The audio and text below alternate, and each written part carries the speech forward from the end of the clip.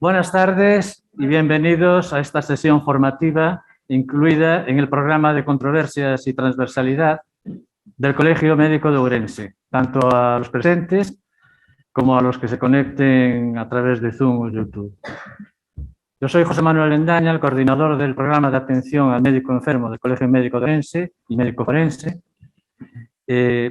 Comentaros que hace algunos años, forenses del Instituto de Medicina Legal de Galicia de Ourense, colaborando con un grupo de psiquiatras de nuestra provincia, realizamos un estudio sobre autopsia psicológica en casos de suicidio. Mostraba que la historia familiar, la pobreza, la soledad y el abandono, la enfermedad física y sobre todo psíquica, estaban en la base de la etiología del suicidio. En los datos recogidos entre 2015 y 2019, el total de suicidios que recogió el Instituto de Medicina Legal de Galicia representaban 1.599, o sea, el 16,41% de las autopsias y el 35% de las muertes violentas. En Ourense, en nuestra provincia, en este periodo de tiempo se contabilizaron 186 casos, o sea, el 20% de las autopsias y casi el 40% de las muertes violentas.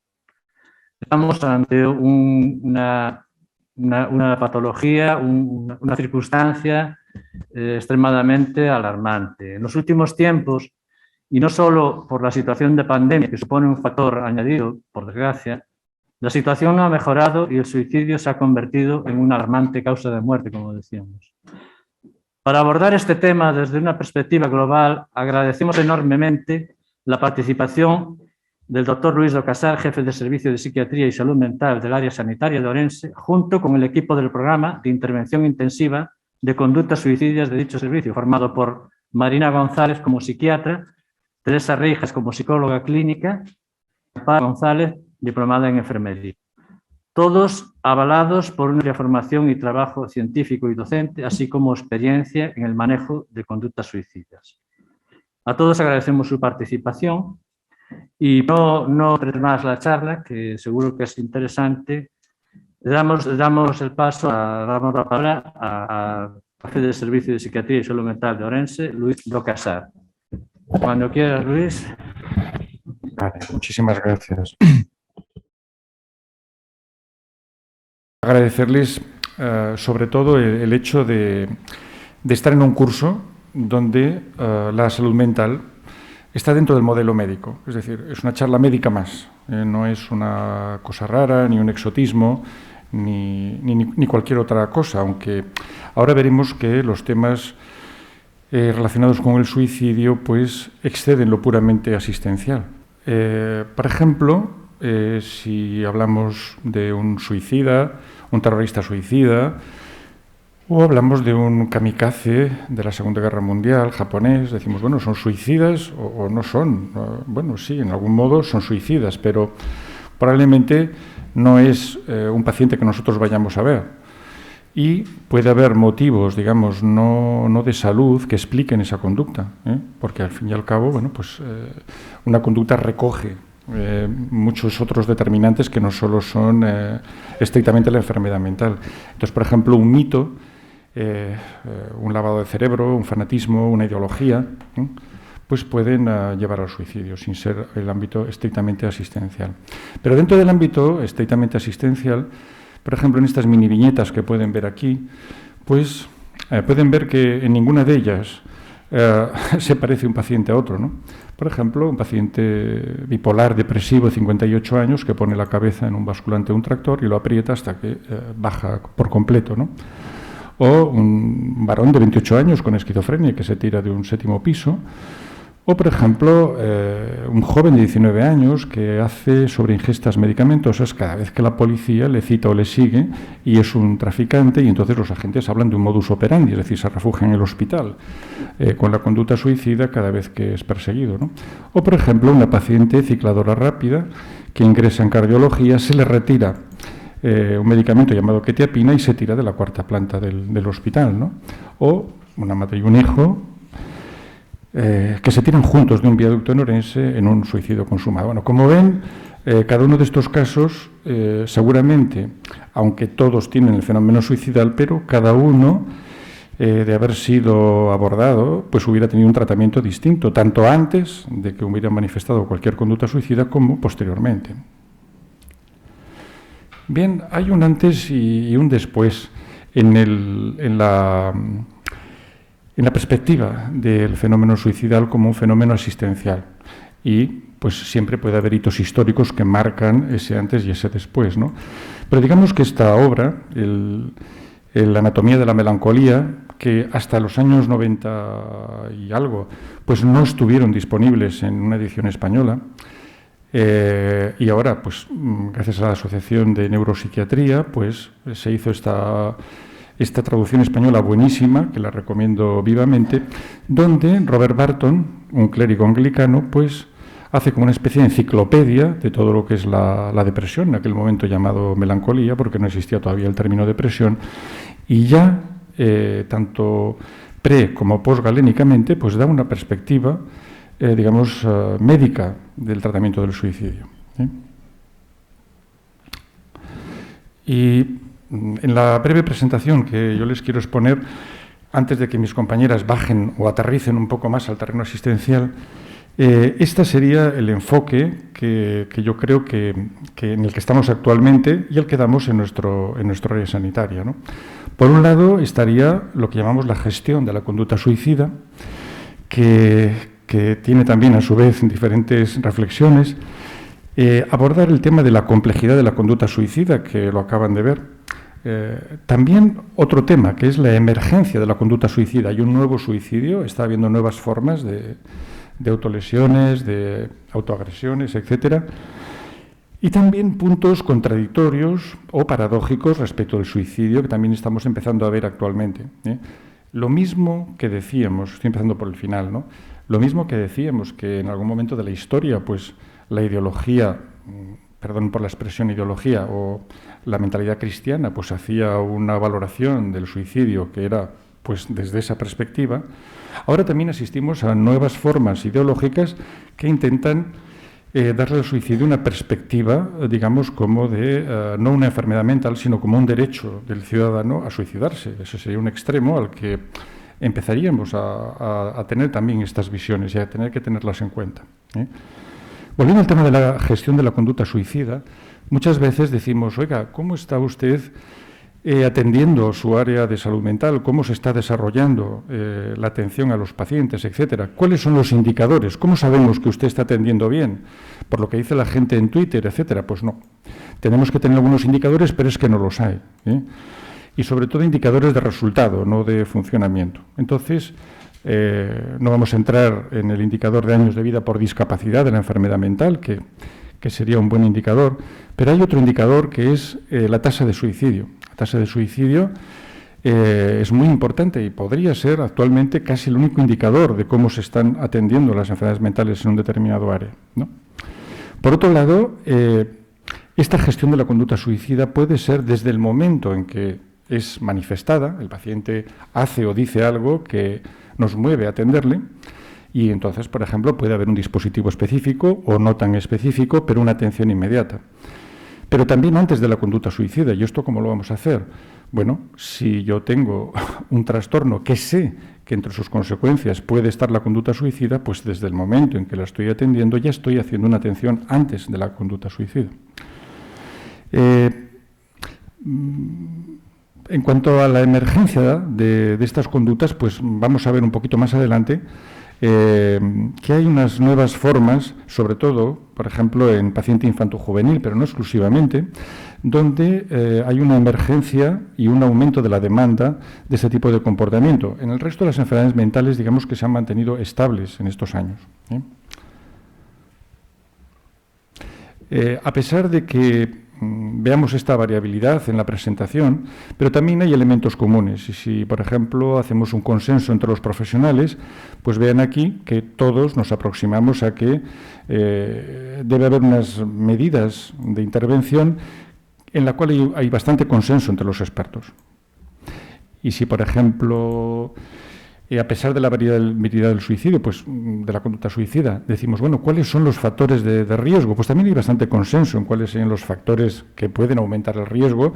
los ponderemos más o los ponderemos menos y no han variado tampoco a lo largo del tiempo. Y también hay unas características comunes en el paciente suicida, ¿no? Bueno, pues en general es una acción donde el paciente realmente a veces tiene una ambivalencia y provoca un rechazo sobre si quiere realmente suicidarse o no. Hay un intento de evitar un dolor insoportable, etcétera, pero podemos encontrar una especie de clínica común en todo paciente suicida, independientemente de cuál sea la causa por la que le estamos atendiendo. Este es el dato, digamos, que tiene más fortaleza, el más grosero, sobre la tasa una medida de cuál es la suicidabilidad de los pacientes en un determinado área, que es la tasa de suicidios por 100.000 habitantes. Esta es la nuestra del 2020.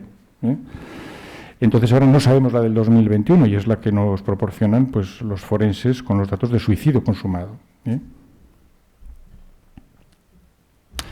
Bien, aquí pueden ver un esquema del servicio de salud mental de Ourense. Entonces, cada colorín es una especie de actividad distinta dentro del servicio. Entonces, una parte del servicio, que sería la unidad del suicidio, está dedicada específicamente al suicidio. Pero tienen que tener en cuenta que cada colorín tiene un peso específico en la atención al suicidio, más o menos pequeño. Es decir, si todo lo que no es la punta de la flecha no fuera atendido, pues realmente tendríamos una cantidad de suicidio que sería imposible atender para el dispositivo específico. Aquí están tres momentos históricos de la trayectoria de la unidad de atención del suicidio, donde el propio colegio premió al doctor Ernesto Ferrer cuando pone en marcha la iniciativa de la unidad específica. Y recuerdo en un congreso en Ferrol en 2011, donde el doctor Ernesto Ferrer nos decía, hombre, pues sí, hemos puesto en marcha una unidad y está la doctora Marina y tal. Me acuerdo como si fuera ahora mismo comentándolo de modo informal, ¿no? Y diciendo, bueno, pues vale, a ver qué sale de eso y miren lo que ha salido de eso, ¿no? El segundo lo acaba de comentar el moderador, el doctor Bendaña, donde esta idea de la autopsia psicológica pues fue premiada para el doctor Sandre, en la cual el espíritu de lo que se quiere decir es que ninguna conducta suicida debería quedar sin esclarecer. Muchas veces decimos, bueno, pues este paciente ya sé por qué se ha suicidado, pues porque tuvo una sobredosis, porque llevaba esta trayectoria autodestructiva, está todo claro. Pero muchos suicidios permanecen sin esclarecer y serían como una especie de conducta misteriosa y no deberíamos tener conductas de suicidio que no supiéramos qué ha pasado. Deberían, a través de la autopsia psicológica, dársele una explicación. Por último, actualmente pues vemos los últimos trabajos publicados por la unidad de suicidio donde se ve que claramente esa unidad específica, a pesar de que hemos dicho que todas tienen un valor en la atención al suicidio, pero en la disminución directa del número de tentativas, pues están teniendo una efectividad. Respecto a temas sociales, como por ejemplo, bueno, es que ahora estamos teniendo más suicidio porque mira la sociedad cómo está o mira la economía cómo está. Pueden ver en este ejemplo de la obra de Balzac, ¿no?, cómo se describe perfectamente un suicida que ante la ruina económica le anuncia a su hermano que se suicidará. Dice, cuando leas esta carta ya me habré muerto. Pero además lo que le dice es que cuando leas esta carta ya me habré muerto y me habré suicidado, no tanto porque me arruine, sino por la vergüenza de que se vea que me he arruinado, ¿no? Es decir, tenemos el mecanismo psicológico de la conducta suicida.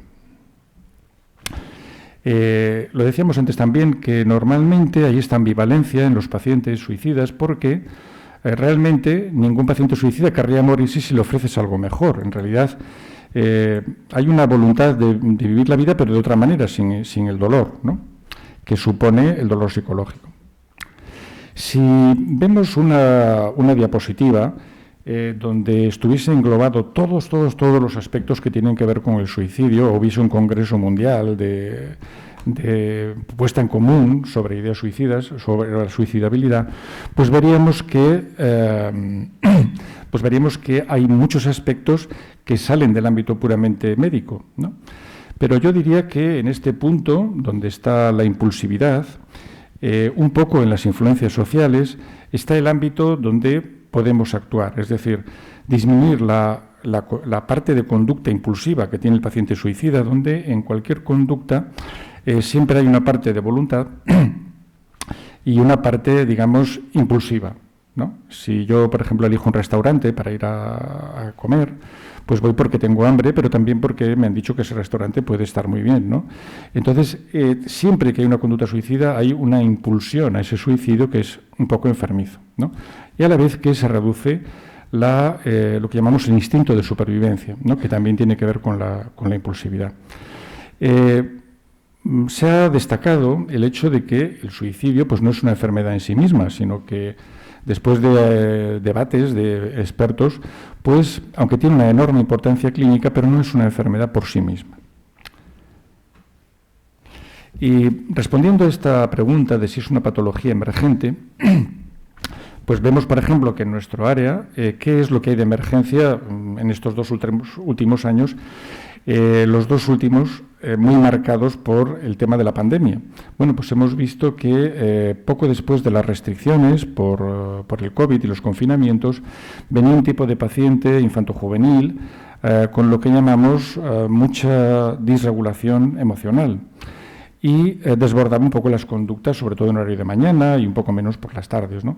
Lo cual llevó a que, a imagen y semejanza de la unidad de adultos, pues se creara un dispositivo de salud mental infanto-juvenil donde no solo está la conducta suicida, sino todo el tema de la disregulación emocional en esta etapa infanto-juvenil y que vino muy acentuada después de la pandemia. Y por otra parte, pues vimos que en la causa de ingresos pues había aumentado la depresión de la cuarta a la segunda causa de ingreso. Y sabemos que la depresión es la vía precursora del intento de suicidio. De todas formas, esta emergencia no es tan novedosa como podría parecer. Por ejemplo, cuando veíamos algún estudio en el año 93, ¿no?, de urgencias, hasta un 12% de urgencias psiquiátricas eran por autolesiones, entre 20 y 24 años, que es lo que ha ocurrido, que ha bajado un poco la edad de presentación de este tipo de conductas. La disregulación emocional está marcando este aspecto y sería, es un término que podrán ustedes ver en muchos lugares, y se refiere a una mala modulación de las emociones, y sería un estadio previo a un trastorno de ansiedad severo o a un estado de humor o depresivo enfermizo, ¿no? Entonces, esta disregulación emocional es lo que marca a veces un tipo de consulta más alarmante, ¿eh? La disregulación emocional puede progresar a un estado depresivo. El estado depresivo va a alterar nuestra vida instintiva. Como saben, nuestro instinto de supervivencia es lo que puede marcar que dejemos de prestar atención o que bajemos los brazos respecto de nuestro afán de supervivencia, y también en un contexto de posible autolesión, pues se produzca la conducta suicida. Las autolesiones forman parte del fenómeno suicidal, aunque han llegado a tener una especie de valor casi cultural, ¿eh?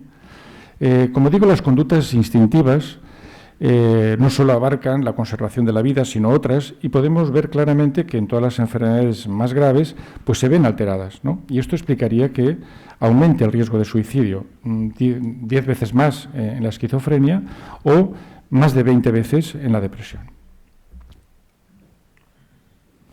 Patologías relacionadas, como un síndrome de Munchausen, y que van desde las autolesiones, pasando por las mutilaciones, pueden acabar en la conducta suicida, y es todo el mismo fenómeno. Aquí pueden ver, tomado del libro blanco de la depresión del 2020, cómo vamos progresando hacia el suicidio en diferentes estadios. Es decir, al principio hay ideas de muerte, después puede venir una planificación y, por último, acabar en la conducta suicida propiamente dicha.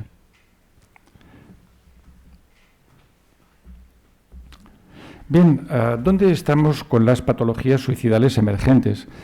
Pues en relación a las conductas adictivas, lo que llamamos el suicidio laboral, los pacientes adolescentes que acabo de comentar, y otra patología emergente que son los trastornos de la personalidad, cada vez más en aumento.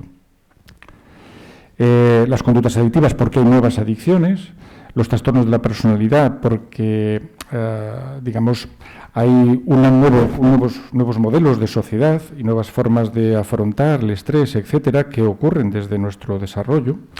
El suicidio laboral, porque hay un aumento de todos los temas de acoso laboral, etcétera, el aumento de las crisis económicas, y los pacientes adolescentes porque tienen estos nuevos valores, y también por el COVID, y también los temas de acoso y ciberacoso. Los temas de las redes sociales han podido aumentar también la sociabilidad en este ámbito, siempre teñido por la disregulación emocional. También está empezando a tener prevalencia el suicidio eutanásico y el síndrome del cuidador. Y dentro de este suicidio más emergente, ¿qué tipo de suicidio nos estamos encontrando? Bueno, pues es un suicidio donde predomina el pseudosuicidio, es decir, no hay una clara intencionalidad de morir, pero las conductas que se llevan a cabo pueden llevarte a morir.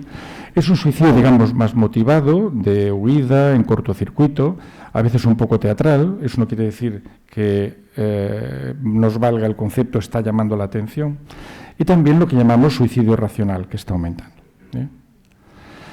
¿Qué conclusiones podríamos sacar con cierta fortaleza en este momento sobre el suicidio? Bueno, pues cuando se hacen estudios donde se coge un área sanitaria y durante años se anotan absolutamente todas las conductas suicidas, en esto estamos bastante deficitarios en contar bien la forma y todos los tipos de conducta suicidal, no están bien contadas, vemos que suele haber dos grupos, ¿no? Un grupo que se llama el del suicidio consumado y un grupo que es el de las tentativas, ¿de acuerdo? Curiosamente, este primer grupo es el que menos es atendido y, por ejemplo, puede corresponder a un varón añoso, con escasa actividad, que está solitario, que tiene depresión, que consume alguna droga y recibe menos seguimiento que el grupo 2.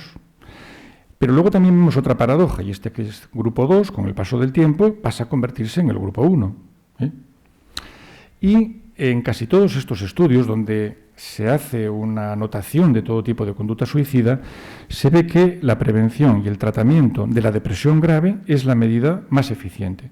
Por ejemplo, llevándolo al terreno del cáncer, ¿no? Dice, bueno, pues para bajar el cáncer de pulmón, ¿cuál es la medida más eficiente? Pues dejar de fumar, ¿no? Podría haber más medidas que bajasen el cáncer de pulmón, pero esa es la más importante. Y ya por acabar cuanto antes, porque yo creo que la sustancia puede estar después en las preguntas y también, sobre todo, en lo que expliquen mis compañeras más en el día a día asistencial, es el libro blanco de la depresión y el suicidio, donde se refuerza esta idea que yo acabo de explicar, ¿no? Donde la depresión es 21 veces superior el riesgo de suicidio al de la población general. Y con esto pues lo dejo aquí en este punto como elementos de reflexión. Muchas gracias.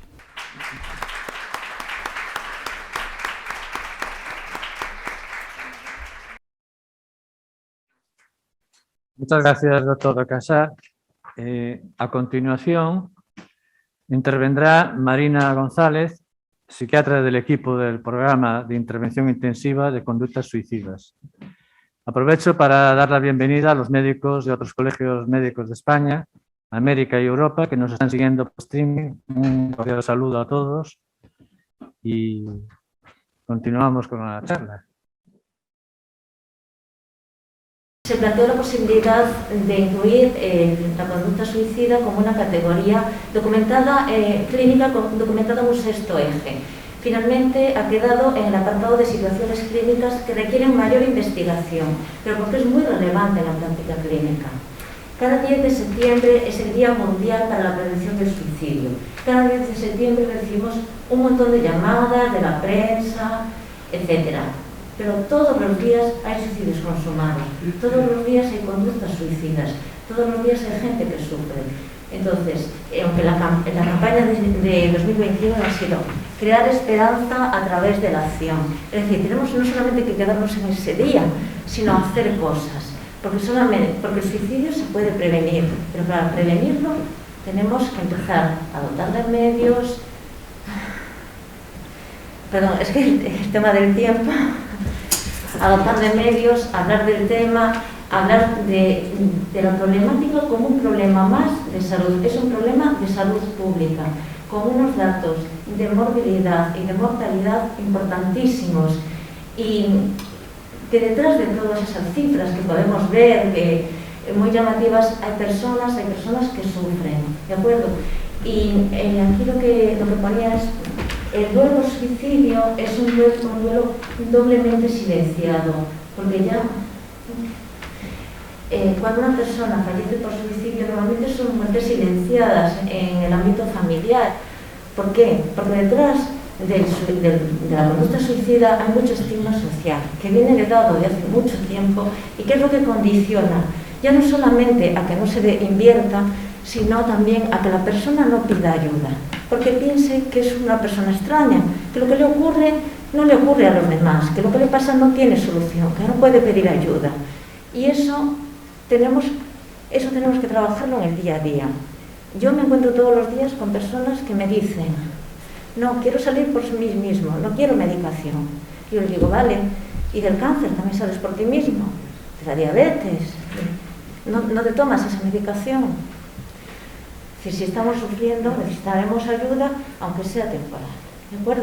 Entonces, todo aquello que favorezca un clima social donde la persona sepa que puede buscar ayuda, que puede encontrar soluciones, que puede encontrarse de otra manera, va a facilitar que disminuya toda aquella esfera que veíamos allí. Voy a centrarme solamente en algunas ideas preconcebidas que están registradas y que nos las encontramos cuando hablamos con otros compañeros.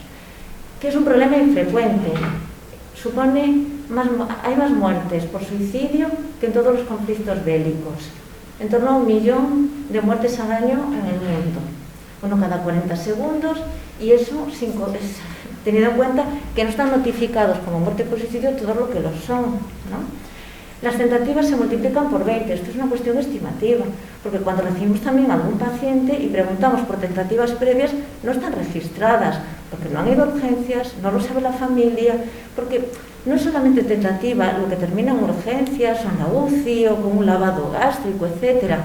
Es aquella aproximación en la que toma 2 pastillas, porque el paciente no sabe lo que va a pasar con estas pastillas, no tiene por qué tener esa información.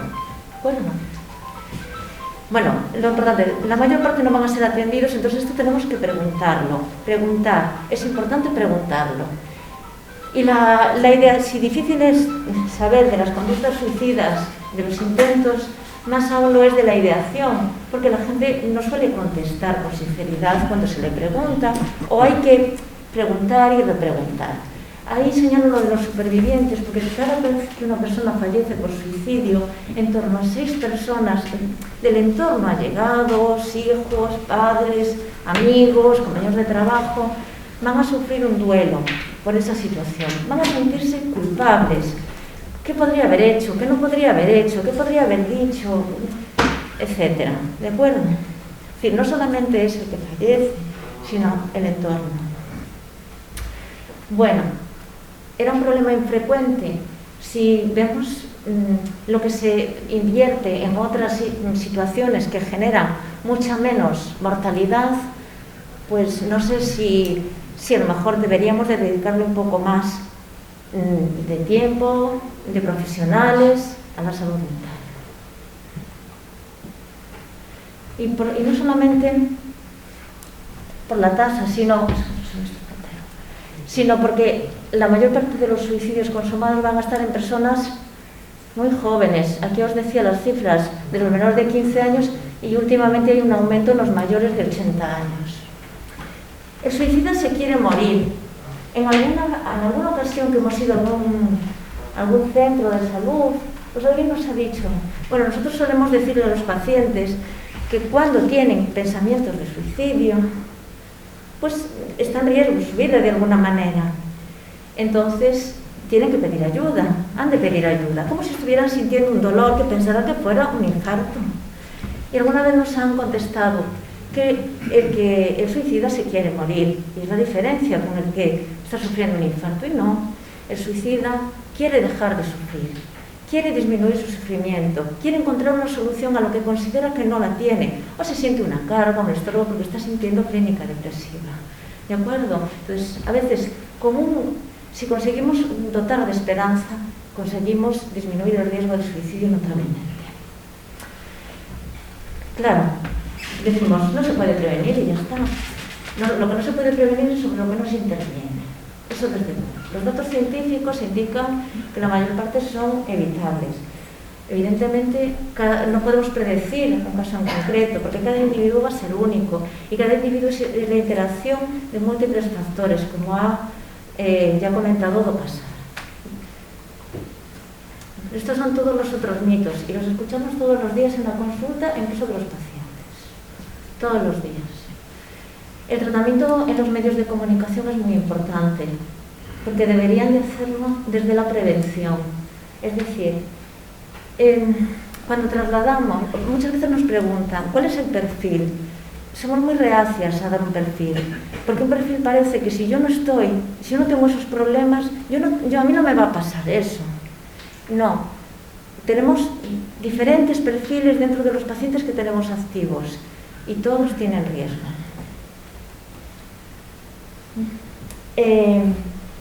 También se dice que el paciente que lo dice no lo hace. La mayor parte de las personas que consuman el suicidio habían consultado en el mes previo en atención primaria o en urgencia, luego muchas veces. A partir de la consulta índice había en los meses anteriores varias atenciones en urgencias o en el médico de atención primaria por quejas somáticas, dolores abdominales, cosas que no se encontraba mucha problemática, mucha justificación. Entonces, sí piden ayuda, el que lo hace también lo dice.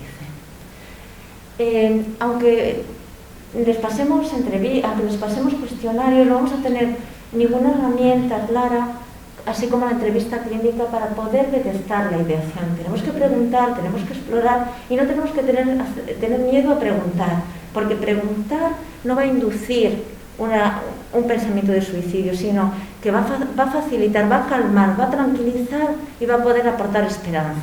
¿De acuerdo? Como no sé cuánto tiempo tengo. Poco, vale. Bueno, solo quiero hacer hincapié en una cosa. Con respecto a los factores de riesgo, tendemos a pensar que una situación económica determinada, una situación clínica determinada va a dar lugar a una conducta suicida de manera lineal. Sin embargo, lo que vemos en la clínica es un engranaje. Y el paciente no solamente va a ser factores de riesgo, precipitantes, que normalmente el precipitante es el que le lleva a la urgencia, pero lo que le pasa está todo por aquí, sino que vamos a tener factores protectores y de esos te vamos a tener que tratar, sobre eso vamos a tener que tratar y trabajar.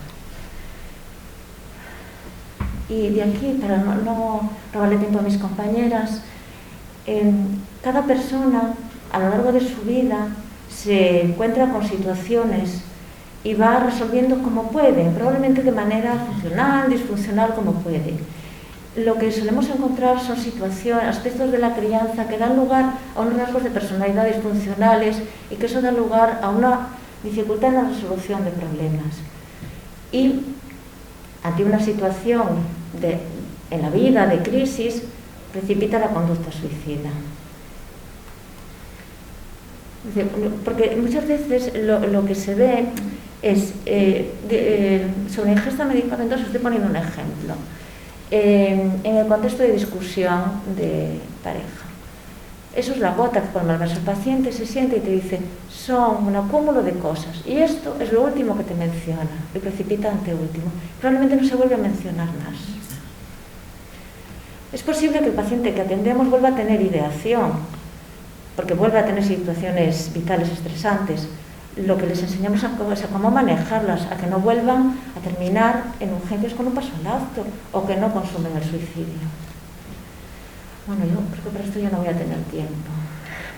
Te quiero solamente dejar claro el mensaje de que el suicidio se puede prevenir, que no es la respuesta es buscar ayuda y que hablar del suicidio es ya una forma de combatirlo. Muchas gracias. Muchas gracias. A continuación intervendrá Teresa Reijas, psicóloga clínica del equipo del programa de intervención intensiva de conductas suicidas.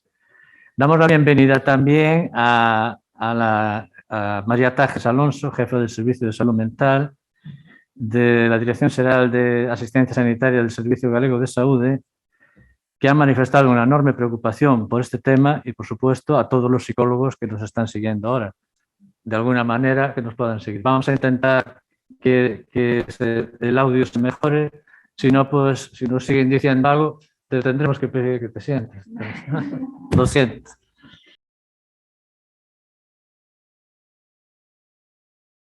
Y buenas tardes a todos los que están en la sala y los que están también en su casa, que parece que hay bastantes personas.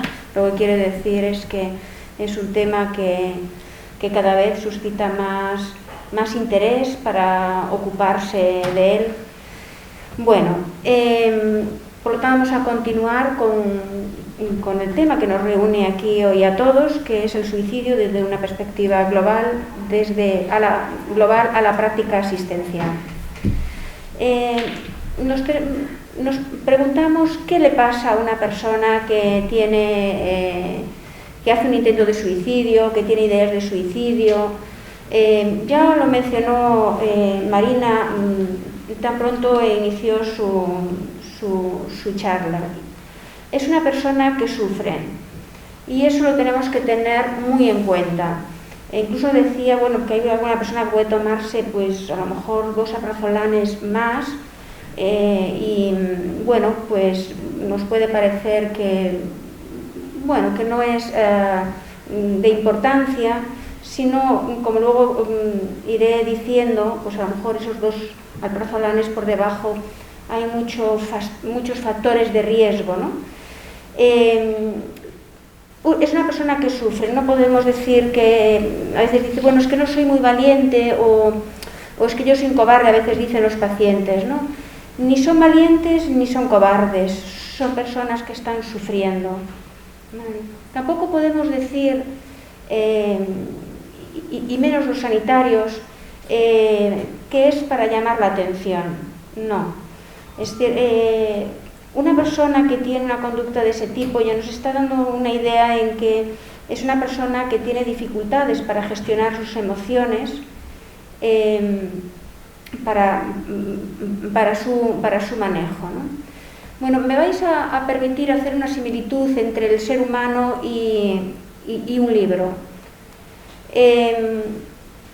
Cuando vamos a una librería, por ejemplo, o a una biblioteca y vemos un libro y lo cogemos, pues lo que vemos en el libro es un título, en la contraportada pues tenemos pues una reseña, un resumen de lo que es el libro, ¿no? Es decir, qué es lo que sabemos de los otros o qué sabemos de los pacientes, ¿no? ¿Qué conocemos de los pacientes, ¿no? En ese resumen, pues pues puede haber síntomas que describe el paciente importantes como por ejemplo, pues un estado de ánimo bajo, una tristeza, es una falta de interés, de motivación. Es muy importante, ¿no? para decidir un tratamiento farmacológico, incluso desde mi especialidad, una intervención muy concreta dirigida a la sintomatología, ¿no? Independientemente de que la persona sea de nuestra unidad, puede estar, eso lo va a explicar luego Amparo con mayor detalle. Independientemente de una persona que tenga ideas o haga un intento de suicidio, bien estructurado o no, con intención de letalidad o no, nosotros, cuando el paciente llega a la consulta, tenemos una lista de espera de 15 días. Eso quiere decir que desde que se pide la cita, en esos 15 días se cita al paciente. Por lo tanto, el paciente viene en un estado de crisis, ¿no? Ese libro que está cerrado y que solo sabemos el título y vemos la contraportada y ese resumen, en el estado de crisis nos va a permitir, digamos, pasar esas hojas, ¿no? Y es el propio paciente el que lee esas hojas, nosotros escuchamos y también le guiamos, ¿no? Ese libro tiene tantas páginas como años tiene la persona. ¿Y qué hay en ese libro, ¿no? Pues es la historia de la persona. Marina también lo mencionaba, ¿no? Es decir, a los seres humanos nos pueden pasar cosas buenas, y nos pasan cosas buenas, también cosas malas, Y hay algunas personas que les pasa cosas muy malas y para esto no hay edad. Y lo que vemos nosotros, y preguntar por la infancia es una pregunta muy importante en la práctica clínica. Generalmente la respuesta de nuestros pacientes es horrible, complicada, muy infeliz. Es decir, hay personas que a una edad muy temprana pues tienen vivencias, voy a usar la palabra horrible, ¿no? Es decir, bueno, pues a lo mejor puede ser un niño que está siendo acosado en el colegio durante toda su primaria o la adolescencia, un niño en que bueno, pues es maltratado físicamente, psicológicamente, en sus hogares, niños que pueden ser abusados sexualmente. Es decir, aquellas personas que me tienen que cuidar es de las que estoy recibiendo daño, ¿no? Es un momento en el que de nuestro desarrollo psicológico y físico, en el que aprendemos estrategias desde el punto de vista emocional para gestionarlos, ¿no? Si estamos formándonos en ese sentido y tenemos que hacer frente a situaciones muy complicadas, es decir, nuestro desarrollo emocional se va a ver necesariamente afectado. Bien, quiero comentar, señalar otro, bueno, voy a señalar algunos, no lo dije al principio, algunos aspectos sobre la conducta suicida que nosotros vemos en nuestro día a día, en la práctica asistencial, que no son los únicos importantes, pero sí son importantes o incluso muy importantes, ¿no? Bueno, esto es otra cosa que quiero señalar, y es que también Marina mencionó algo, y es que, por ejemplo, ponía Marina también, creo que era Marina este ejemplo, si hay una ruptura sentimental, y ¿qué es lo que nosotros vemos, ¿no? Nosotros podemos ver que tras una ruptura sentimental, una discusión o una pérdida de trabajo, pues una persona a lo mejor hizo, vamos a poner, un intento de suicidio. Eso es lo que observamos, ¿no? Entonces, a veces incluso los pacientes pueden mencionar y decir, porque ellos hicieron así, yo hice esto. No, porque si lo vemos de esta manera es como causa y efecto, y Marina lo explicó muy bien, ¿no? Es un engranaje, es decir, no podemos decir, por culpa de esto esta persona se suicidó, no. Es decir, la ruptura supone, por ejemplo, imagínate, una ruptura sentimental supone sería el desencadenante, ¿no? ¿Cómo sería entonces? Eso que me está pasando ahora, en este momento de mi vida, una ruptura sentimental, una pérdida de trabajo, va a desencadenar un malestar. Vamos a llamarle malestar, ¿vale? Y es ese malestar, y la conducta suicida es una respuesta a ese malestar. Por lo tanto, no vamos a poder hablar de causa y efecto.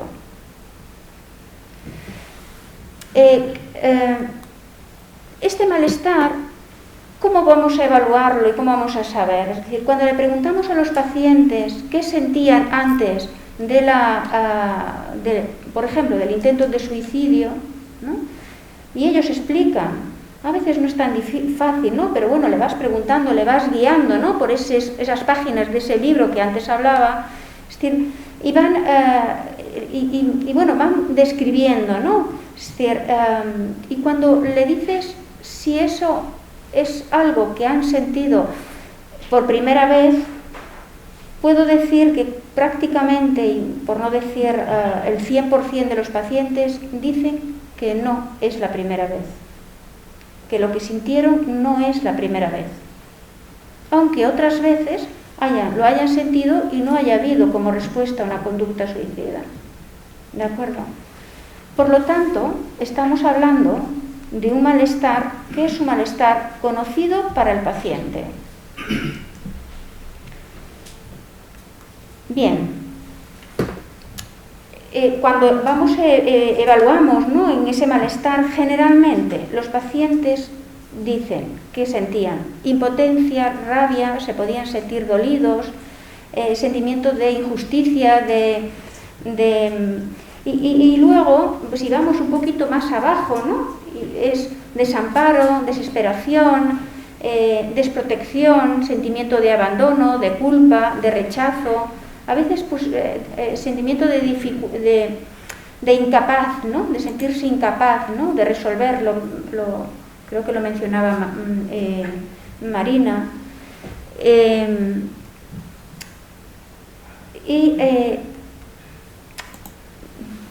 Y vacío. Es decir, a veces los pacientes, y esto quiero pararme un momentito aquí, los pacientes cuando están en consulta y dicen siento vacío, claro, es que el vacío, yo recuerdo siendo residente y aquello tengo que reconocer, me asustaba y al mismo tiempo me interesaba, ¿no? Es decir, si cuando tú estás creciendo, quien te tiene que cuidar y transmitir afecto,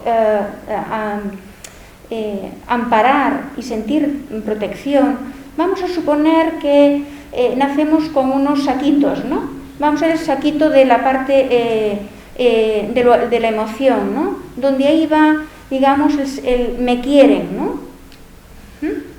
Si eso falla, si esa parte emocional falla, ese saquito no se llena lo suficiente o simplemente no se llena. Por lo tanto, la persona va a sentir ese vacío, ¿no? Y cuando le preguntas si esa persona si necesita cariño, te dice que sí, ¿no? Da igual la edad, de 50, de 20, de 15, de 16, de 40 o 60 o esto, ¿no? Hay una necesidad de afecto, porque es una necesidad muy básica que la necesitamos para nuestro desarrollo y que no fue satisfecha en el momento en que tenía que ser por circunstancias, ¿no?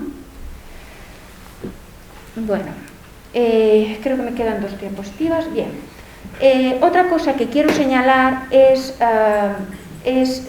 que trabajamos también en la consulta con lo que es la conducta suicida propiamente dicha, en el sentido de que le preguntamos cada vez que viene la persona a consulta si tuvo ideas de suicidio o hizo un intento de suicidio entre consulta y consulta, ¿no?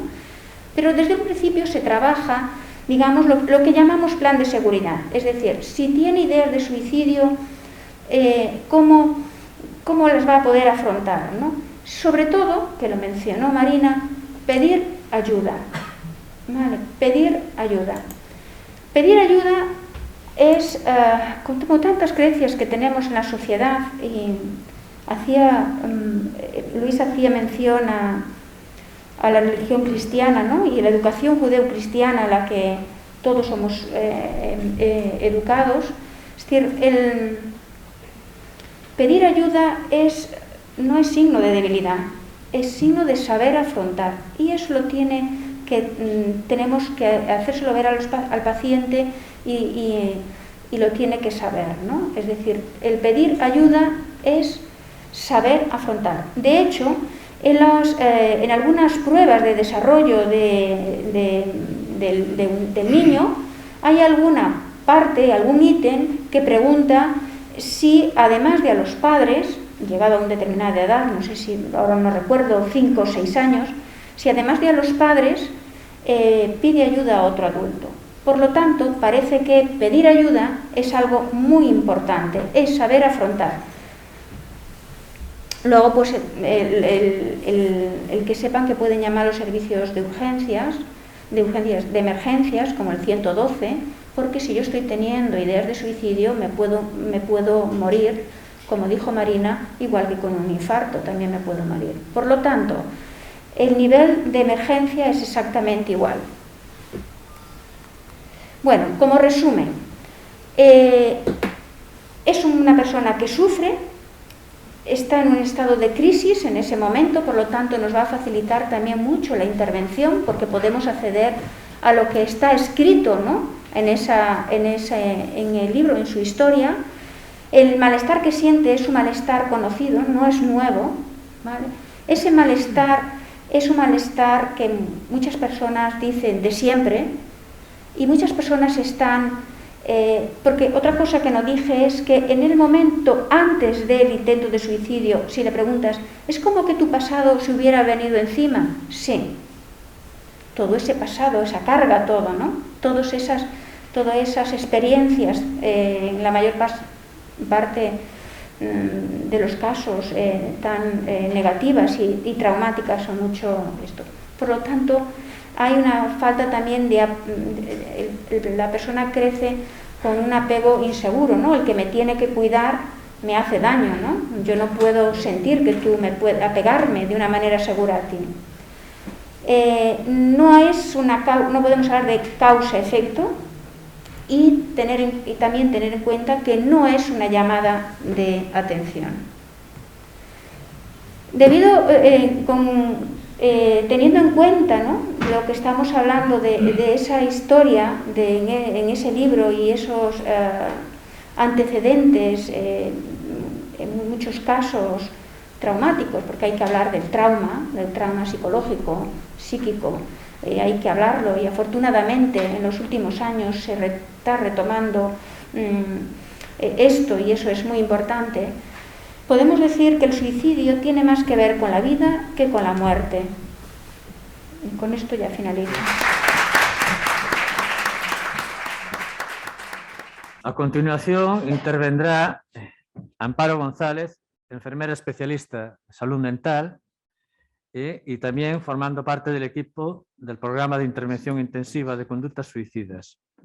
Aprovechamos para saludar a los compañeros y compañeras enfermeros que nos están siguiendo. Intentaremos, vamos a editar el vídeo porque para que lo puedan ver con la calidad que se merecen los ponentes y bueno, en este momento pues intentaremos con los medios que tenemos, por la conexión deficiente, pues que los que nos están viendo pues se enteren de lo que estamos contando, vaya. Así ayer. Cuando quieras. Vale, gracias.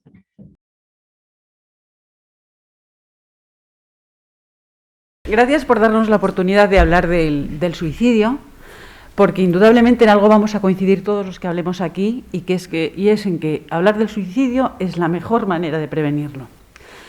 Yo voy a hablar más, me voy a centrar en la prevención y en nuestra experiencia en el programa y en qué consiste para que los conozcáis las personas que no lo conocéis, obviamente. Empezamos con lo que el suicidio se puede prevenir, que para nosotras es una especie de mantra que repetimos mucho en todas las intervenciones. Ya se ha hablado de la magnitud del problema, ya se ha hablado de la importancia que tiene, y ya se ha hablado sobre todo de que no podemos limitarnos a un abordaje sanitario del suicidio. El suicidio concierne a todos los aspectos, concierne a la vida escolar, al ámbito laboral. No lo podemos delimitar solo, aunque es un problema de salud pública, indudablemente, eso no lo duda nadie, pero no podemos limitarlo a ese ámbito. Cuando digo que vamos a hablar de prevención, la prevención tiene que hacerse desde todos los niveles. Y suelo empezar por las redes sociales, porque esto ha cambiado mucho en el tiempo que llevamos nosotros. El programa lleva casi unos 13 años, dentro de poco, y yo recuerdo que cuando ponías en Google al principio, cuando había muy poca información, trabajábamos muy pocas personas con el tema del suicidio.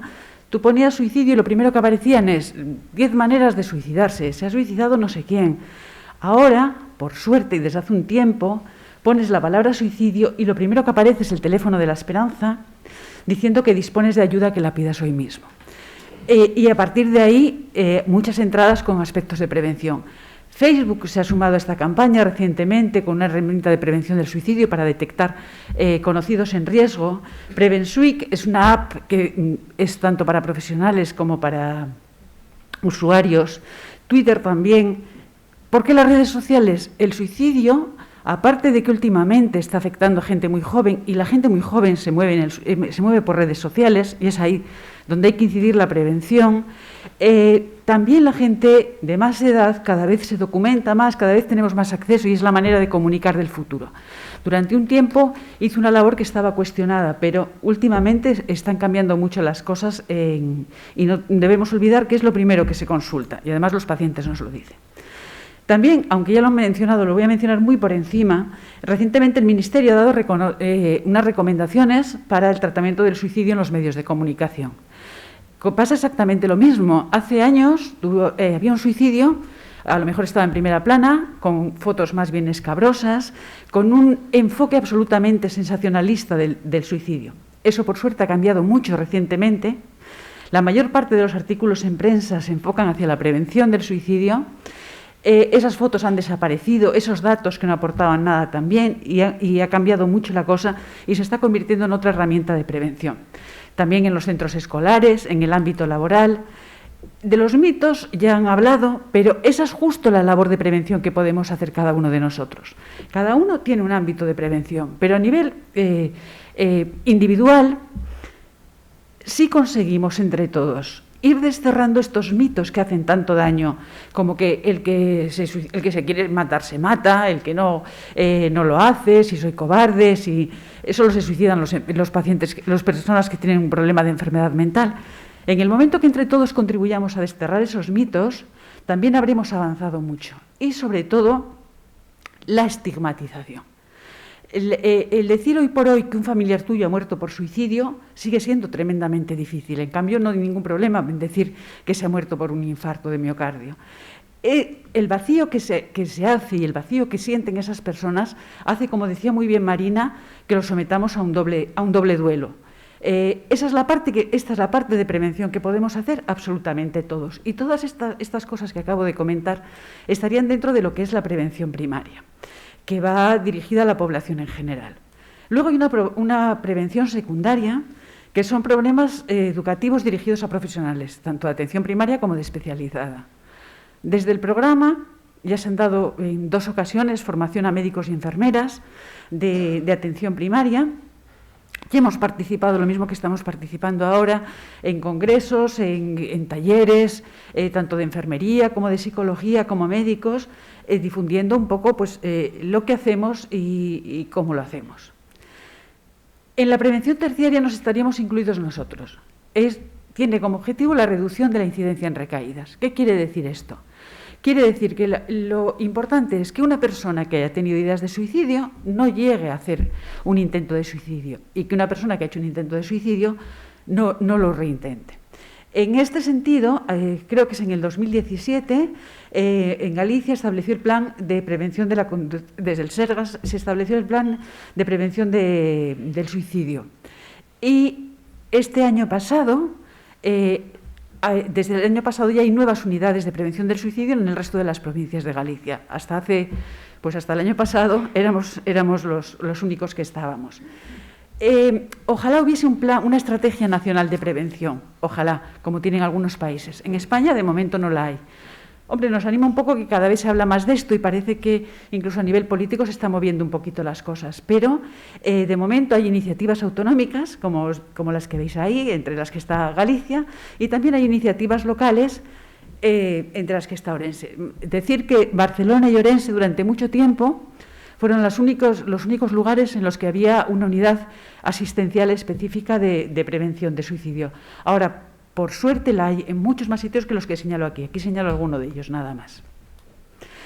Esto no lo voy a repetir, os pongo esta diapositiva,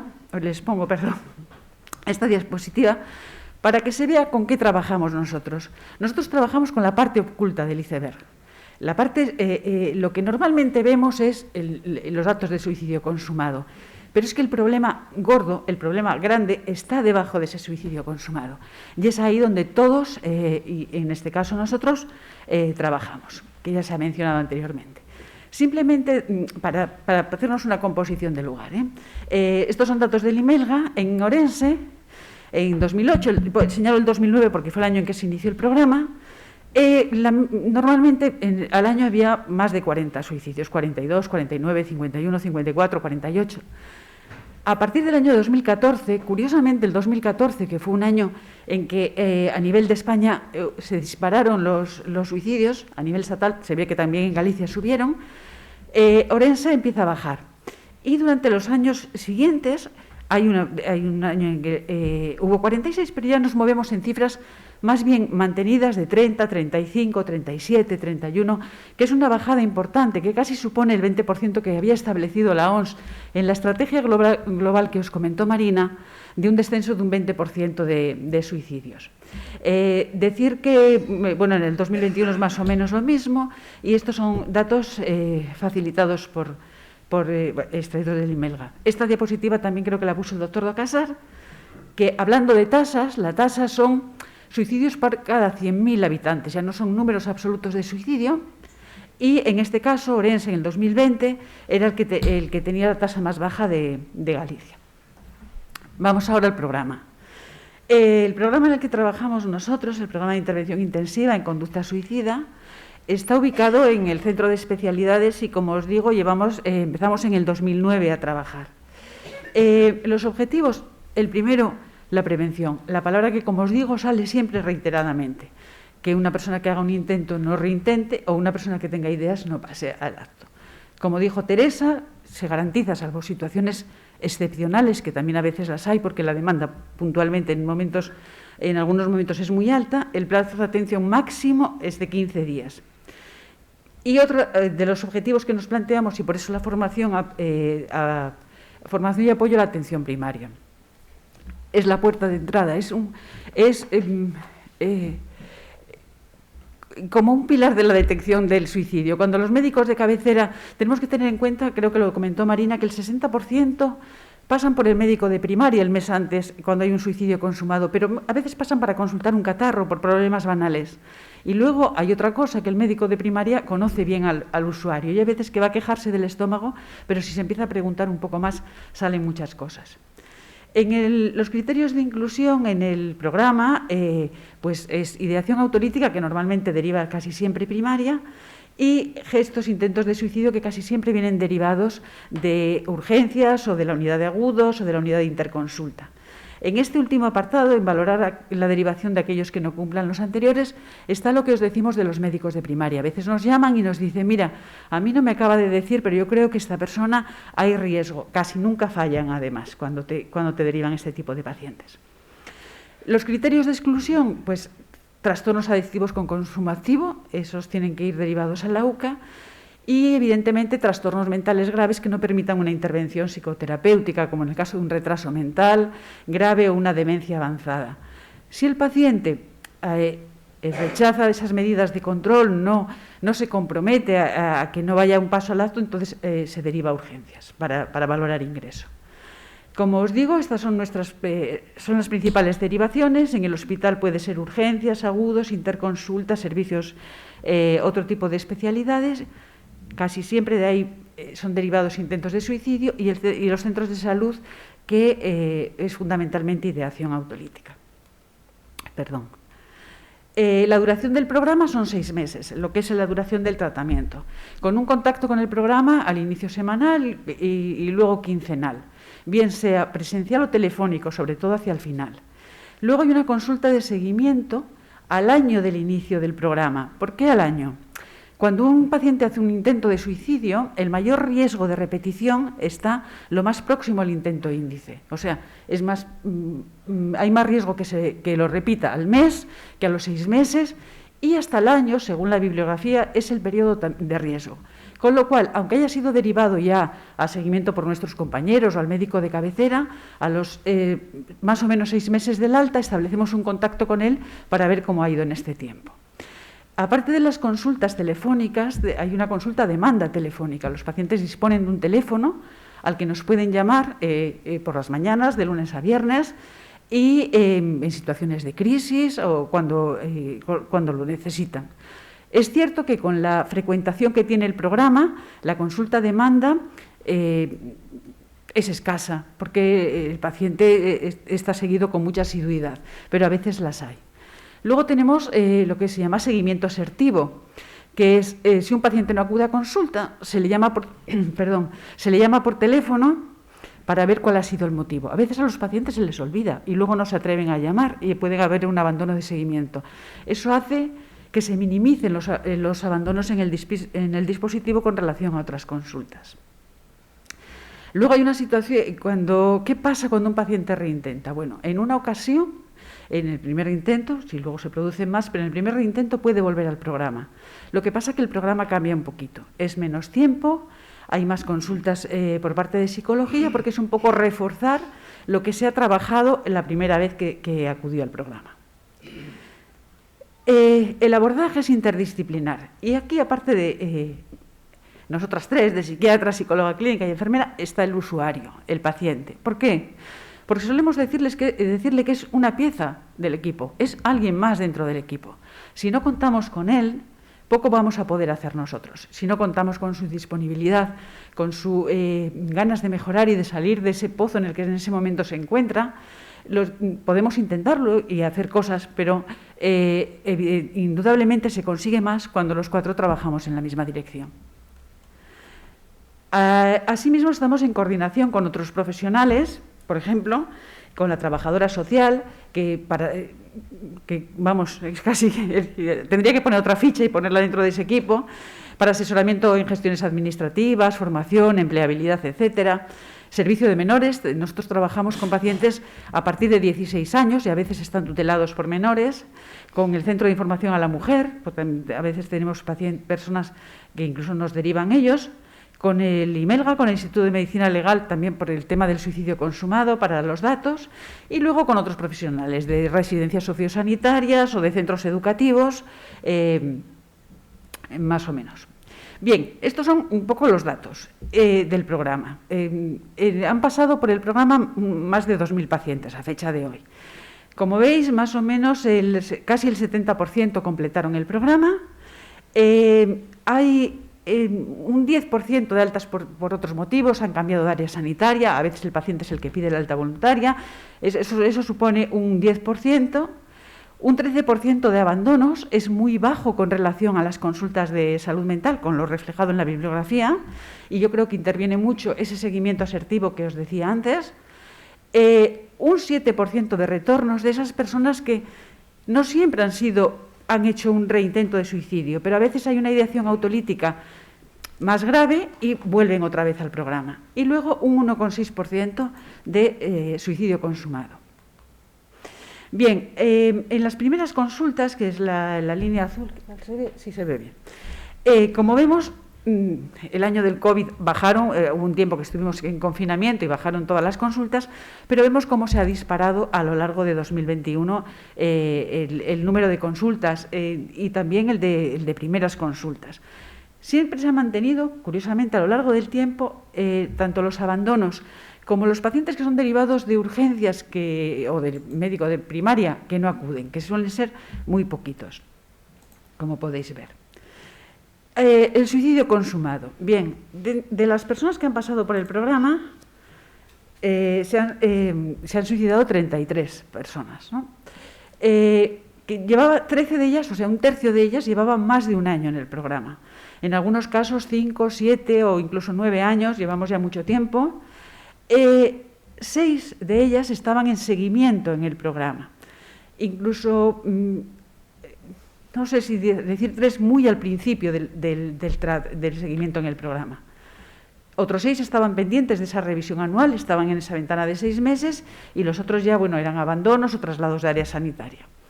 En cuanto al método, es similar al del resto de la bibliografía. Ahorcamiento y precipitación son los motivos más frecuentes en casi todos los lugares. De esos 33, 17 eran hombres y 16 eran mujeres. Puede parecer una cifra muy similar, pero en el programa hay bastantes más mujeres que hombres, aunque cada vez hay más hombres en seguimiento. Y la edad, que si bien es cierto, siempre hablamos de que el suicidio consumado es más de edades tardías, un poco más de un tercio eran mayores de 65 años, pero 9 de esas personas estaban entre 46 y 65 y otras 9 estaban entre 30 y 45 años. Por debajo de 29, por suerte, solo hubo 3 personas. Bien, un pouco el cambio de qué cambios hemos visto a lo largo de estos 13 años en el programa. El aumento significativo de pacientes de 16 a 25 años, incluso últimamente podríamos añadirlo casi hasta los 35. Antes eran mucho más excepcionales y recientemente tenemos muchos pacientes entre 16, 30, 35 años. En mayor proporción de varones. Al principio del programa, que hubiese un hombre en seguimiento era, vamos, casi exótico. Conforme ha pasado el tiempo y sobre todo a raíz de las crisis económicas, hemos observado que se empezó a aumentar con eso, aumentó mucho el número de varones en seguimiento. La búsqueda en Internet que os decía antes, no es solo la gente joven, la gente de todas las edades informa ahora en Internet, por eso es una herramienta tan importante a tener en cuenta. Y luego hemos tenido pacientes de todas las edades, desde los 16 años que empezamos hasta los 87, 89 años. Como os digo, la influencia de las crisis económicas y de la pandemia ha tenido mucha repercusión en la ideación autolítica y en los intentos autolíticos. Hemos ido ganando en experiencia profesional, como os decía al principio, teníamos como referencia solo Barcelona. Ha conllevado el hecho de que haya un programa específico, la disminución de los ingresos de pacientes o acortamiento de las estancias, como podrá confirmaros el doctor Casar, que en agudos sí que lo notan, hay un sitio al que derivar, no es lo mismo y que va a atenderlos en poco tiempo, entonces ha disminuido esto. El cambio de la información impresa, que ya le hemos hablado, mayor conocimiento del dispositivo. Al principio, pues incluso llegar a los médicos de cabecera costaba un poquito, y disminución del suicidio consumado, que, como os decía, es algo que sí que hay que hacer una vez que instauras algo mucho más a medio plazo, pero estamos en ese medio plazo de poder ver esos resultados. Ya estoy acabando, porque como empecé fuera de tiempo ando a toda velocidad. Bueno, los pacientes tienen un teléfono para ellos y los profesionales tienen un teléfono para contactar también para ellos. Son dos líneas diferentes, porque la de los pacientes a veces está muy ocupada. En la prevención del suicidio, a ver si de una vez ponen en marcha el 024, que será el número de prevención del suicidio. Ahora todos conocemos el 016. Ojalá llegue un momento en que si alguien está pasándolo mal, no tenga que andar buscando el número del teléfono de la esperanza o el otro teléfono contra el suicidio o la asociación Papageno, porque cada vez hay más, por suerte. Pero todos sabemos que un número de 3 cifras es mucho más práctico y más útil en estos casos. Esta es una guía de práctica clínica en prevención y tratamiento de la conducta suicida en la que hemos participado en la elaboración, ha sido en Avalia T, en el Sergas, y al final de esta guía hay un documento de información para los pacientes y familiares de la conducta suicida y otra información para el duelo por suicidio, para las personas que han perdido a alguien por suicidio. Nosotros hemos adaptado al hospital el folleto que se le da a todos los pacientes en la primera consulta para que fuese más manejable y tuviese menos hojas. Y acabo. Hablemos del suicidio. Es indudablemente la mejor manera de prevenirlo, la manera de que las personas sepan que se puede hablar y que no pasa nada. Porque además, aunque cosas que nos parecen en un momento imposibles, tenemos que pensar que lo imposible, la mayor parte de las veces, solo tarda un poco más. Buenas tardes y muchas gracias. Me he pasado un poquito.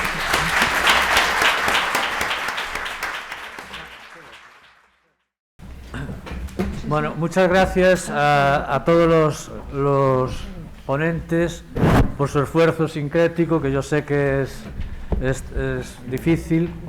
El tema es tan interesante y la experiencia es tan importante que es difícil concretarlo en tan poco tiempo.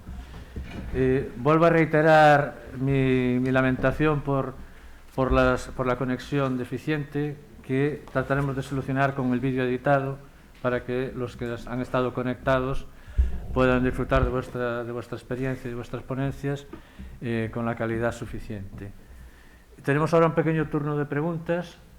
El presidente del colegio que está con nosotros va a hacer de interlocutor. Yo quería empezar con una que en algún momento se ha planteado en los foros profesionales, médicos, y es la incidencia. Concretamente nosotros hablábamos de la incidencia tan elevada o aparentemente elevada, a lo mejor estoy equivocado, entre los médicos y los profesionales sanitarios. no hablo de la experiencia de Orense, lógicamente, ¿no? Pero en general, ¿tenéis esa conciencia, esa idea sobre este aspecto, o es simplemente alguna información tendenciosa, por decirlo así? ¿El personal sanitario? Sí, cualquiera de vosotros. Bueno, no tenemos una sensación de especial incidencia en profesionales, ¿no? Sí que, a nivel general, sin focalizar en Galicia, ni siquiera en Orense, pues, por ejemplo, los profesionales de salud mental es un colectivo especialmente vulnerable al tema suicida, ¿no? En alguna época se decía que, por ejemplo, mucha gente que vocacionalmente, entre comillas, cogía las especialidades de salud mental, iba a la búsqueda del propio control de sus propios problemas, ¿no? Y entonces había ahí mucha incidencia. Quizás podemos tener algún dato más a partir del programa que tiene el Colegio de Médicos del médico enfermo, ¿no? Es decir, cuántos de esos pacientes llegaron en los últimos tiempos y cuántos, pues a lo mejor de ahí abandonaron o tuvieron algún tipo de incidencia. Pero tenemos como una sensación de que el colectivo sanitario esté con una situación suicidal especialmente llamativa, ¿no?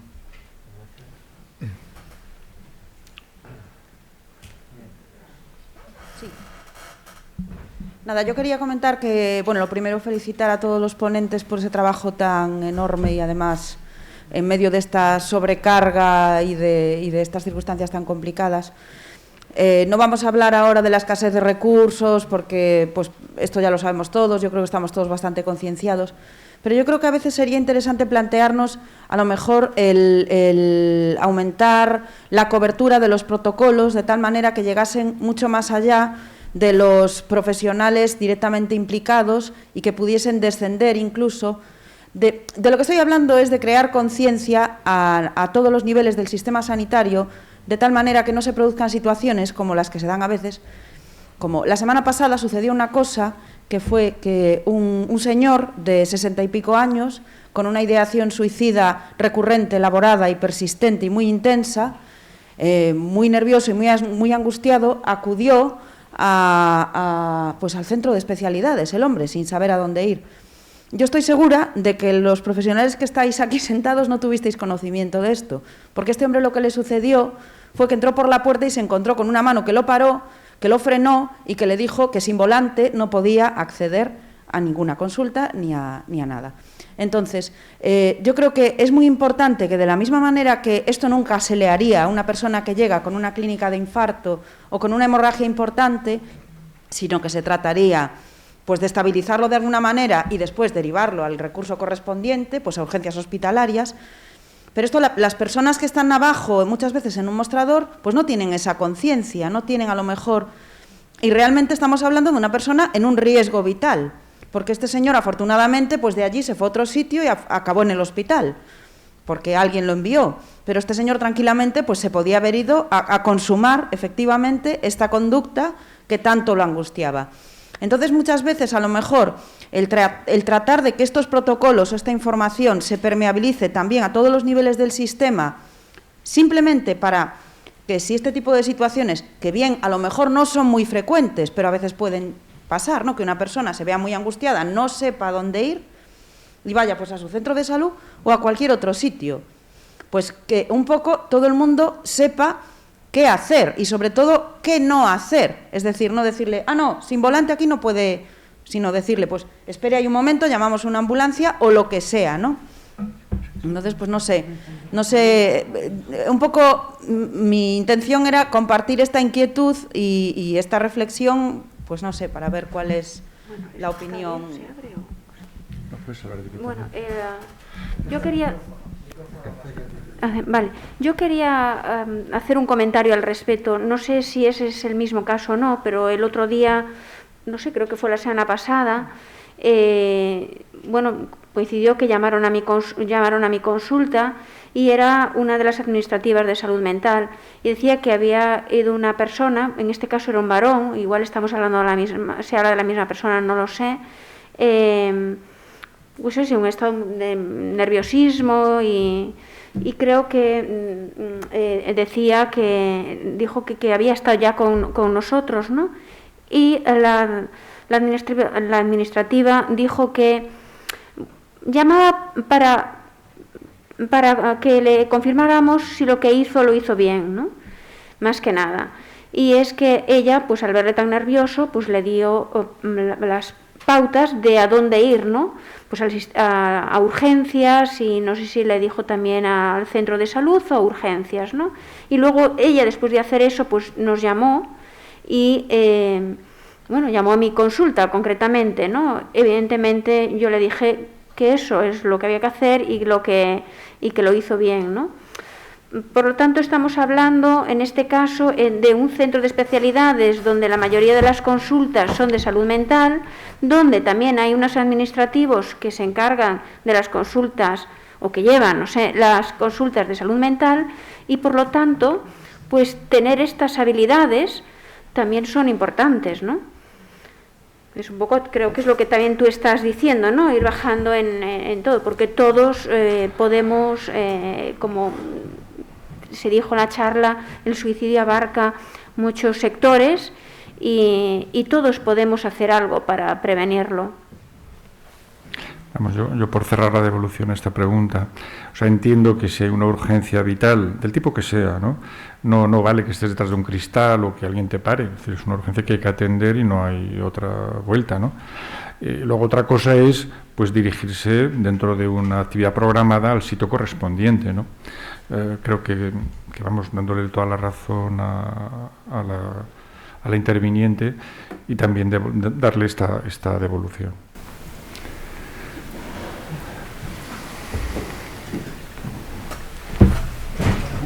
Primero, muchas gracias por vuestro trabajo de cada día desde hace ya muchos años, y lo vais trabajando, y los demás que os habéis ido incorporando. Para la charla han llegado preguntas por vía Zoom, etcétera, y bueno, voy a intentar concretar alguna. En concreto, Marina, comentabas que en los países en los cuales hay mayor cobertura social, en general, entiendo, existe menor tasa de suicidio. ¿Podrías concretar un poquito eso más? Y al hilo de ese mismo comentario, ¿qué políticas públicas realmente, más allá de las asistenciales, podrían tener un impacto y de una campaña más o menos sostenida, podrían tener un impacto en la disminución del suicidio? A ver, son países del norte de Europa que tienen mayor... que las personas no se quedan sin recursos económicos. De hecho, muchas veces al paciente lo derivamos a los servicios sociales porque, evidentemente, sin una cobertura económica poco vamos a poder resolver, porque a veces no tienen ni dinero para poder adquirir los medicamentos, ¿no? Entonces, en países donde hay mayor cobertura a nivel económico, a nivel de recursos sociales, bueno, las personas se ven más protegidas y disminuyen los factores de riesgo, la vulnerabilidad, ¿no?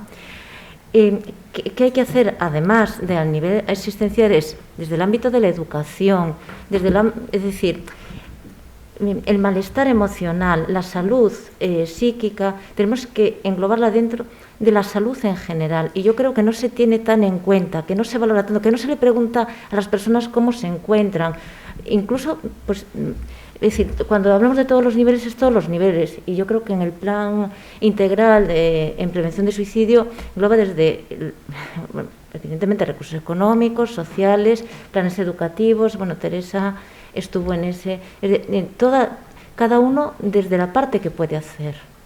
Bueno. En cambio, digamos que no sé si el mito o el concepto es que se suicidan más en los países escandinavos del norte frente a los del sur, menos cubiertos de alguna forma socialmente. ¿Eso lo podemos desmontar con números? Bueno, contesta tú. No. Si alguien quiere preguntar, yo voy preguntando lo de Internet y vosotros decís. Quizá esto que acabas de preguntar es justo lo que nunca podemos atribuir a una causa sola. Sí. No podemos atribuir a una causa sola. Por ejemplo, en países nórdicos, el colchón familiar, el soporte, los apoyos, es mucho menor. la luz es menor, a lo mejor tiene mayor nivel de vida. Ese es como el ejemplo paradigmático de que en el suicidio no podemos decir, como esto pasa aquí, resulta que se van a suicidar más, ¿no? Hay muchos factores que influyen, pero realmente el económico, como decía Marina, cuando no tienes dinero ni para comprar la medicación, los grados de desesperación son mucho más elevados porque no hay... es más difícil abordar el tema. ¿Cómo vas a empezar a abordar problemas de la infancia cuando esa persona tiene su nevera vacía cada día? Por eso decía yo que la trabajadora social, sobre todo en estos contextos de crisis que hemos ido cogiendo una detrás de otra, es casi el cuarto elemento del equipo, porque gracias a ella, a que busca recursos y saca recursos, yo no sé de dónde, esa parte queda un poco más cubierta. Si esa parte estuviese garantizada, evidentemente iban a seguir habiendo factores de riesgo, como la falta de apoyo social, la falta de apoyo familiar, el aislamiento, pero eso estaría descartado, eso sí estaría descartado, porque esa parte de cobertura y de seguridad que por lo menos para comer voy a tener, ya sería un paso adelante en el sistema, en lo de sentirse más seguro, ¿no? Bueno, es que Amparo, por ejemplo, está usando unas palabras que me parecen muy importantes, ¿no? Habla de seguridad, de amparo, ¿no? Es decir, bueno, de sentirse amparo y desamparado, ¿no? Es decir, nos guste o no nos guste, el dinero es importante, lo necesitamos y es una fuente de estrés importante cuando no se llega a fin de mes o no se tiene ni siquiera para iniciar el mes, ¿no? Entonces esa sensación de desamparo, ¿no? Y en una persona que ya es más vulnerable a sentir ese desamparo, bueno, pues es un factor para esa persona importante, a lo mejor de riesgo, junto con otros factores. Para el que se suicida tiene que tener una enfermedad mental. Mira, repite la pregunta para que se pueda... El que se suicida tiene que tener una enfermedad mental. Ese es otro mito, ¿no?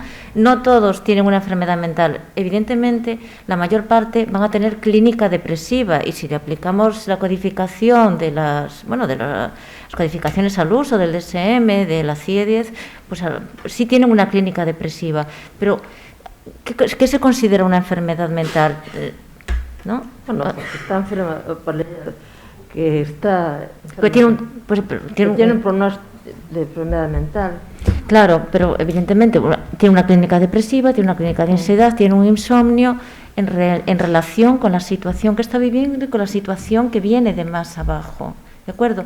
Es que si lo encasillamos a que todo el mundo tiene una enfermedad mental, parece que excluimos a muchísima gente que lo que va a tener es algo adaptativo, reactivo a una situación que está viviendo y que rememora situaciones anteriores y que después de ahí no va a necesitar probablemente terapia, ni fármacos, ni nada. La mayor parte de nuestros pacientes salen con el diagnóstico de trastorno adaptativo. La mayor parte. Bueno, esa misma pregunta venía por Zoom, pero vinculada de otra manera. No sé si hay algún dato. En el tema del trabajo de las autopsias clínicas de los suicidios consumados, ¿qué porcentaje de pacientes tenían o un diagnóstico o algún elemento que hiciera pensar en que había una patología previa que se podía haber detectado y cuáles son suicidios absolutamente imposibles de detectar? Esa es una pregunta. Bueno, yo lo he dicho en mi presentación, ¿no? En la parte que me ha tocado y creo que también se ha reflejado después en las demás, y es que cada caso es independiente, entonces no hay una respuesta para todo el fenómeno del suicidio, ¿eh? Ahora bien, si vamos a la parte de suicidio asistencial, pues sí que en general algún grado de malestar, que tiene un gradiente de menos a más, evidentemente un trastorno de adaptación, si tú no lo atiendes, puede convertirse en una enfermedad mental que estaba empezando, ¿vale? Entonces, sí que, independientemente de que llamemos enfermedad mental, ¿verdad?, pero sí que algún tipo de sufrimiento emocional, ¿no?, que baja las defensas respecto de nuestro autocontrol, ¿no?, y que baja nuestro instinto de supervivencia, lo dije antes, ¿no?, y que también lo dice esta obra, que marcó el antes y el después con respecto a considerar el suicidio no ideológicamente desde un religioso anglicano, ¿no?, que estaba renegando de que había que... Bueno, cuenta el ejemplo, ¿no?, de dos gemelos que primero no eran enterrados en Camposanto porque se habían suicidado, pero después se desenterraban porque podían haber tenido también que ser perdonados porque no eran ellos mismos. Y entonces se habla de que la enfermedad mental, o lo que se pudiese llamar enfermedad mental, pues es como un barco a la deriva que al final se estrella contra las rocas porque no hay un piloto al mando de esa mente, ¿no?, de esa persona.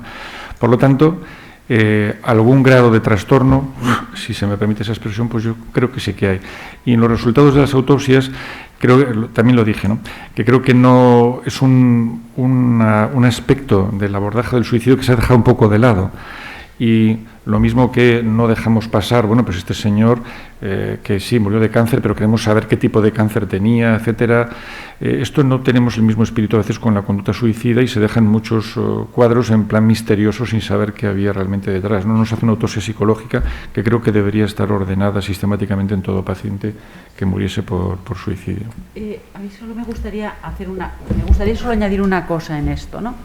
Y es que muchas veces los pacientes en la consulta nos dicen, vamos, yo nunca pensé que podría llegar a hacer esto.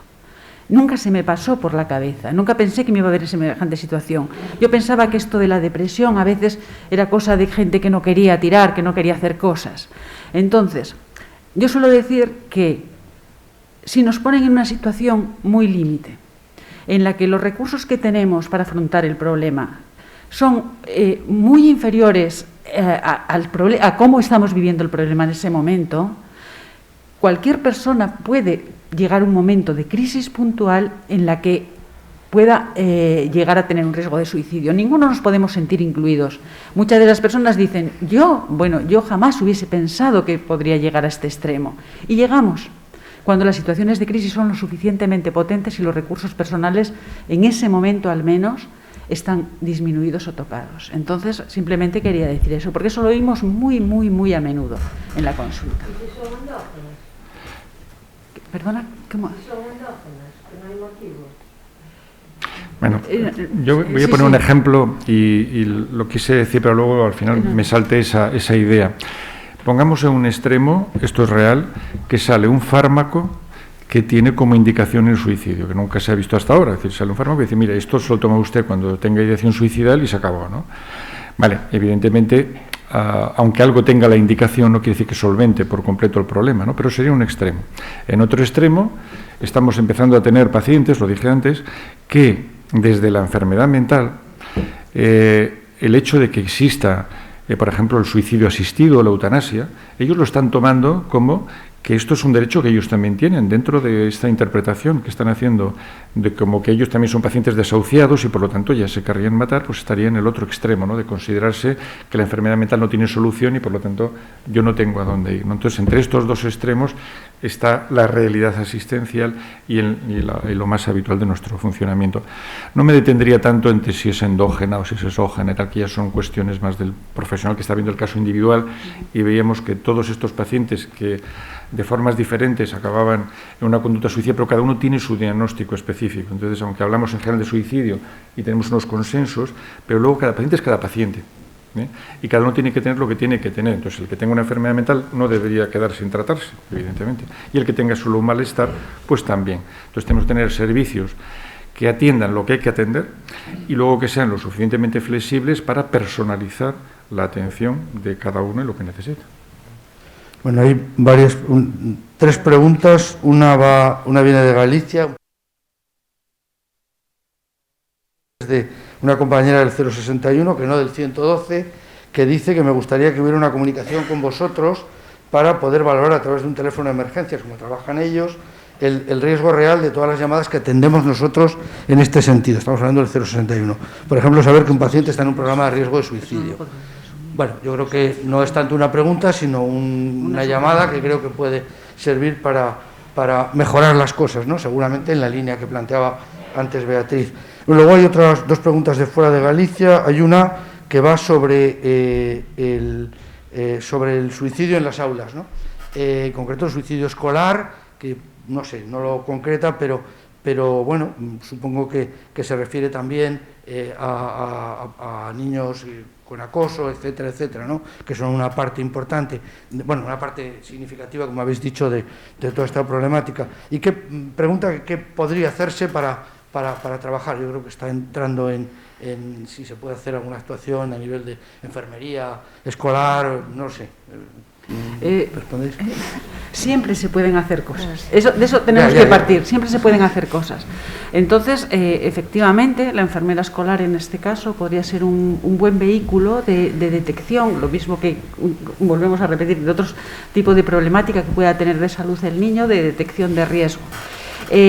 Lo que pasa es que todo lo que tiene que ver con lo escolar, nosotros en el programa tendemos a partir de 16 años, ahora es la otra unidad que decía el doctor Docasar, de infanto-juvenil, de atención, también de intervención intensiva, posiblemente pueden empezar a hacer también colaboraciones o formaciones. Nosotros, de hecho, alguna vez también hemos hablado y dado charlas al 061, a los servicios de emergencia, y hemos dado alguna formación de ese estilo, y efectivamente yo creo que sí, la cuestión es un poco ir todos a una con un problema que todos detectamos, y sería cuestión de, en su caso, ponerse en contacto con el servicio correspondiente.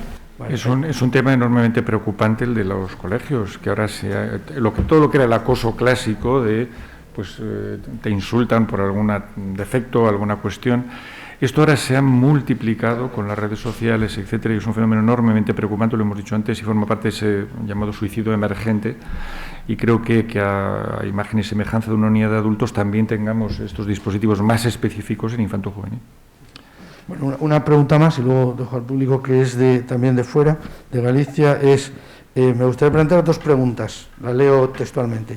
¿Hay algún estudio sobre el nivel formativo de estos pacientes? Entiendo el nivel formativo de los suicidas, no sé si se refiere a los consumados o a toda la problemática. Y vuelvo a incidir, ¿por qué motivo personas con ningún problema grave aparente en su vida tienen la idea de suicidio? Claro, es que la palabra ahí es aparente, ¿no? Aparente, el nivel formativo quizás sea más concreto, ¿no? Son dos preguntas. Si detectáis algún sesgo en el nivel formativo de los pacientes suicidas con respecto a los... No tenemos los datos, pero creo que una vez que había un estudio sobre la parte sociolaboral y todo eso, no había ninguna diferencia ni en la parte social, ni económica, ni laboral. Tenemos a pacientes que no han tenido acceso a la formación por la edad que puedan tener o por las circunstancias que tenían, y a pacientes, bueno, profesores, con licenciados universitarios, etcétera, ¿no? Es un poco lo que decíamos, es que en el suicidio es todo muy transversal, tanto en la formación académica, que son cosas que preguntamos, como si están casados, están solteros, sí que puede haber alguna, en nuestro caso no está cuantificado, simplemente es por la práctica clínica, en la base de la práctica clínica. Las diferencias no son tan significativas. Antes quizá era más personas que vivían solas. Eso sí que marca un poco la diferencia. Cuando son personas viudas o que viven solos, por el motivo que sea, porque ahí fallan los apoyos que son súper importantes en el día a día, y eso sí que puede marcar un poco la diferencia, pero el nivel cultural y todo esto, nosotros en nuestra práctica no lo hemos... Claro, en este ranking de factores de riesgo, pues yo creo que a lo mejor, imaginen, el alcoholismo pues es un factor de riesgo altísimo, y el nivel formativo pues tiene muy poco peso. Ayer alguien quiere preguntar. Tenemos un momentito para una última pregunta para poder repetir la sesión en otra ocasión. Hola, buenas noches y enhorabuena por la charla. Mi pregunta es la siguiente. Galicia tiene unas tasas altas de suicidio, o medias altas, con respecto a lo que es el conjunto del Estado. Quisiera saber por qué Asturias, Galicia, tiene las tasas más altas con respecto al Estado. Ustedes lo saben, ¿sí? Claro. Es verdad que históricamente Asturias y Galicia han estado primera y segunda, segunda y primera. Un poco ahí a la cabeza. Poder hablar de factores como el envejecimiento de la población, el aislamiento, porque hay mucha población rural muy dispersa, incluso a veces cuestiones, el clima, que a mí no me gusta mucho mencionarlo porque tampoco es que tenga mucho que ver. Hay factores comunes entre esas dos poblaciones, el peso del rural, el desierto industrial, que son las dos regiones, factores de paro, de precariedad. Hay muchas cosas que tienen en común, pero, por ejemplo, en este último año,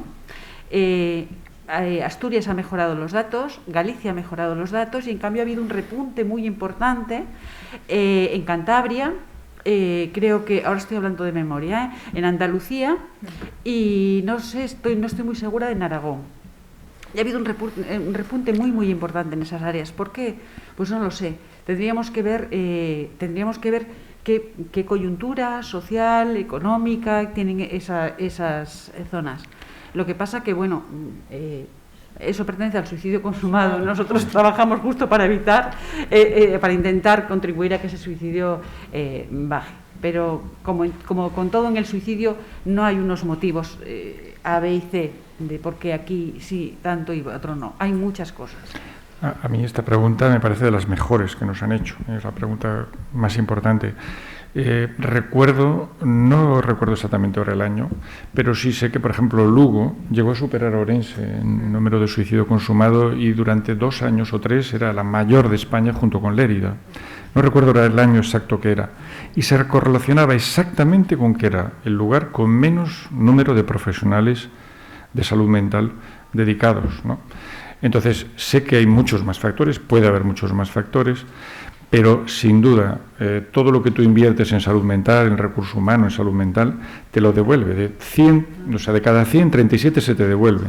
Entonces, yo creo que la razón más importante es el número de recurso de salud mental que tiene ese área. Entonces, eso va a hacer bajar las cifras de suicidabilidad, seguro.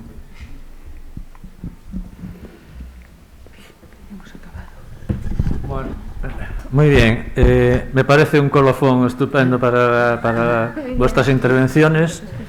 Lamentar los fallos técnicos, agradecer a todo el mundo la participación activa y receptiva y esperar poder continuar hablando de este problema, porque, como muy bien decíais, hablar de él nos va a ayudar a mejorar la situación de alguna forma. Muchas gracias a todos y hasta siempre. Muchas gracias.